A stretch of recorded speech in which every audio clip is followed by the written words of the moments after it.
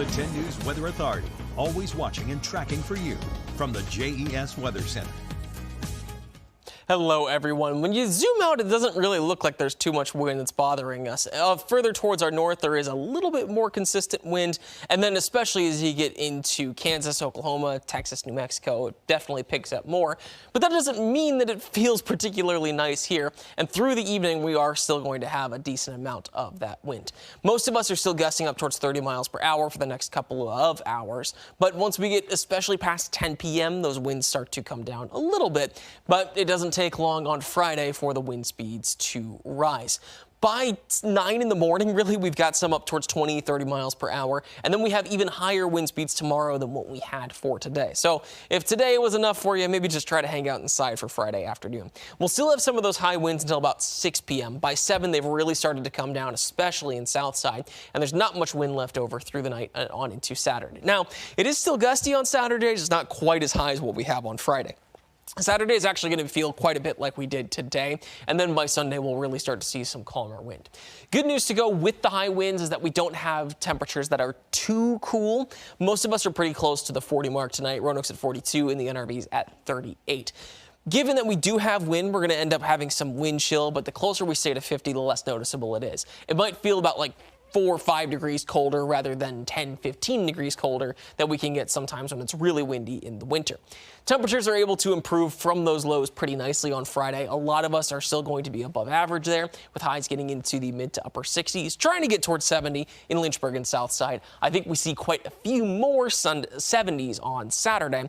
Roanoke gets to 76, Lynchburg gets up towards 77. So there is plenty of warmth coming our direction. Most of that's able to hold on for Easter Sunday as well. About the time the sun's rising, we'll have some sprinkles here and there. Most of the day is going to stay cloudy. It's not going to be super great outside, but the winds are calmer. There's not a whole lot of showers coming our way, and temperatures are going to be particularly comfortable. After that, we do have a warm front that's going to start to try to bring some showers our direction. They're going to stay pretty light as far as Monday's concerned, but they're going to pick up in frequency as this next cold front gets closer to us. Now, right this minute, it looks like it's going to drive some storms through parts of Kentucky and Tennessee. That might reach over into West Virginia. I think for us on Tuesday afternoon, just because of the way things are lining up, we could get some isolated storms, but nothing that's quite as consistent as what we're seeing in other spots. So that takes us through the middle part of next week. As we get closer to the end of the week and further into April itself, after that front comes through, there's really not a whole lot left over. We're able to dry out pretty well. And in fact, we're going to stay on the dry side through that next 6 to 10 range. So even into that start of next week. Blacksburg's at 38 overnight, Roanoke at 42, and Danville at 39. Most of these temperatures are pretty standard, and it doesn't feel a whole lot cooler because of the wind. The wind's going to stick around on Friday. Despite these temperatures, the wind is even higher, so just be prepared for it. It's not going to feel particularly cold, but it is going to be windy.